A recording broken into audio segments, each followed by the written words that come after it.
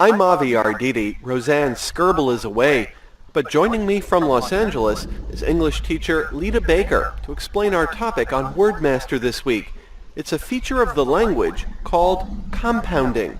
Compounding is when we take two words in English and we put them together to make a brand new word. For example, you can take the word race and the word car and you can put it together and you have a race car. But interestingly, you can also combine those two words together in the opposite order, car plus race, and then you have Car race. car race, which is a kind of Race. Isn't that interesting? So a race car is a kind of car, and a car race is a kind of race. One of the rules, I guess, of the meaning of compounds in English is that the core meaning is the word on the right. So what are some other examples? Well, there are all kinds of compounds in English. The most common ones are when we combine two nouns. So race car, housekeeper. One of the things that's confusing about compounds is the spelling, because sometimes it's written as two words, for example, race car. Sometimes it's written as one word, for example, housekeeper, and sometimes it's written with a hyphen. I actually would have to check this myself, but I think the word babysitter is written with a hyphen. Now the point is, even native speakers of English don't always know how to spell compounds, and they have to consult a dictionary. So I would give my students exactly the same advice. Now let's move away from the written language and talk about the spoken language. The first word is normally the one, well, always the one that is stressed. So notice, for example, that we say race car, housekeeper, blackbird, makeup, babysitter. You see how the first, we've talked on this program about word stress before.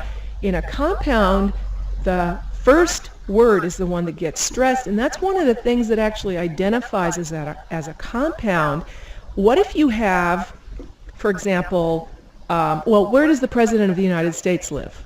In the White House. In the White House, and it's stressed on the first word. But I live in a White House. So there's a difference between a compound, which is a unit that has a meaning of its own, like White House, as opposed to a house that happens to be white. Another famous example of that is blackbird, which is a specific type of bird, and a blackbird, as opposed to a bluebird or a red bird, you see.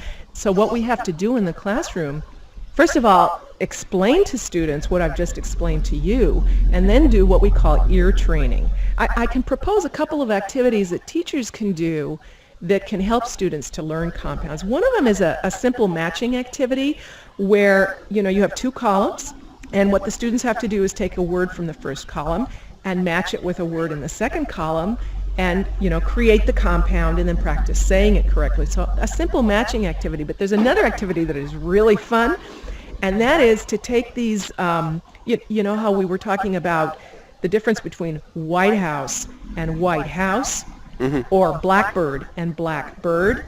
You take those phrases and you try to create, this is kind of for advanced students, but try to make one sentence that contains both of those. So as an example, I saw a White House on my way to the White House. Can you hear the difference? Or I saw a black bird, but I'm not sure if it was a blackbird. I've done this, and it's lots of fun. You see students are, they're pounding on the desk trying to figure out where the stressed word is and so on. Lita Baker is working on a new listening book for English learners, and she teaches in the American Language Center at the University of California, Los Angeles. That's all for WORDMASTER this week. Our email address is word@voanews.com, and all of our segments can be found online at voanews.com/wordmaster. I'm Avi Arditi.